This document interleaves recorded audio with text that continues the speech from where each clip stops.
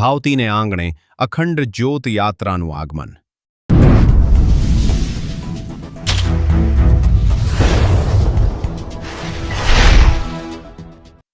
વ્રજધામ આધ્યાત્મિક સંકુલ વડોદરા દ્વારા આયોજિત હિન્દુ પ્રેરણા મહોત્સવ અંતર્ગત અખંડ જ્યોત નગર યાત્રા દરભાવતીના આંગણે પધારી. આ યાત્રાનું ડભોઈમાં આગમન થતાં મોટી સંખ્યામાં ભાવિક ભક્તોએ દર્શનનો લાભ લીધો. આ પ્રસંગે ડભોઈ ધારાસભ્ય શૈલેષ મહેતા ખાસ ઉપસ્થિત રહ્યા. 21થી 29 ડિસેમ્બર સુધી વડોદરાના નવલખી ગ્રાઉન્ડ ખાતે યોજાનાર હિન્દુ વૈષ્ણવ પ્રેરણા મહોત્સવમાં ભાગ લેવા અપીલ કરી. ઉલ્લેખનીય છે કે વડોદરા નવલખી ગ્રાઉન્ડમાં વલ્લભ કુલભૂષણ વૈષ્ણવાચાર્ય પૂજ્યપાદ ગોસ્વામી 108 શ્રી વ્રજરાજકુમારજીના સાનિધ્યમાં 1008 પોથીજી પારાયણ, શ્રીમદ ભાગવત કથા જ્ઞાન યજ્ઞ, અદ્ભુત અલૌકિક ભારત તીર્થ દર્શન, વ્રજ દર્શન ઝાંખી તેમજ અન્ય સાંસ્કૃતિક કાર્યક્રમોનું ભવ્ય આયોજન કરવામાં આવી રહ્યું છે. જેના ભાગરૂપે ડભોઈ ઝારોલા વાગા સ્થિત મોટા મંદિરે દિવ્ય જ્યોત યાત્રાનું આગમન થયું, જ્યાં મોટી સંખ્યામાં વૈષ્ણવોએ ઉપસ્થિત રહી દર્શનનો લાભ લીધો.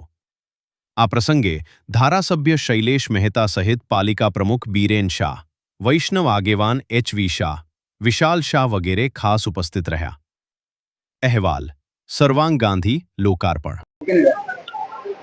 માંજલપુર વૃદ્ધા મંદિરે 25 વર્ષ પૂર્ણ કરે છે ત્યારે પરમ પૂજ્ય ગોસ્વામી 108 વ્રજરાજકુમારજીની પ્રેરણાથી ગ્લોબલ હિન્દુ વૈષ્ણવ પ્રેરણા મહોત્સવનું આયોજન કરવામાં આવ્યું છે. તારીખ 21થી 29 ડિસેમ્બર સુધી નવલખી ગ્રાઉન્ડ ખાતે વડોદરામાં આનું આયોજન છે, જેમાં ચારધામની પ્રતિકૃતિઓ પણ તૈયાર કરવામાં આવી છે. જે લોકો ચારધામ નથી જઈ શકતા એ લોકોને અહીંયા જ ચારધામનું પુણ્ય મળે એ પ્રમાણેનું આયોજન છે.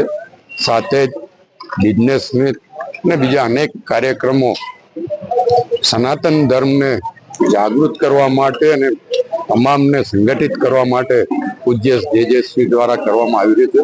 હું આપના મારફત તમામ સનાતન ધર્મીઓને આ પ્રેરણા મહોત્સવમાં ભાગ લેવા માટે વિનંતી કરું છું.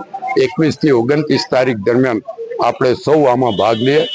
એના જ ભાગરૂપે આજે દિવ્ય જ્યોત વ્રજધામની ડભોઈ નગરમાં આવી છે અને અહીંયાના તમામ વૈષ્ણવ અને સનાતન ધર્મીઓ એના દર્શન પણ કર્યા છે અને એનો પ્રચાર પ્રસાર થાય અને લોકોમાં જાગૃતિ આવે એનો એક મુખ્ય ધ્યેય રહેલો છે. ફરીવાર આપ સૌને વિનંતી છે કે 21થી 29 દરમિયાન જે ગ્લોબલ હિન્દુ વૈષ્ણવ પ્રેરણા મહોત્સવ રાખવામાં આવ્યો છે એમાં આપણે સૌ ભાગ લઈએ અને ચાર ધામના દર્શનનું પુણ્ય મેળવીએ.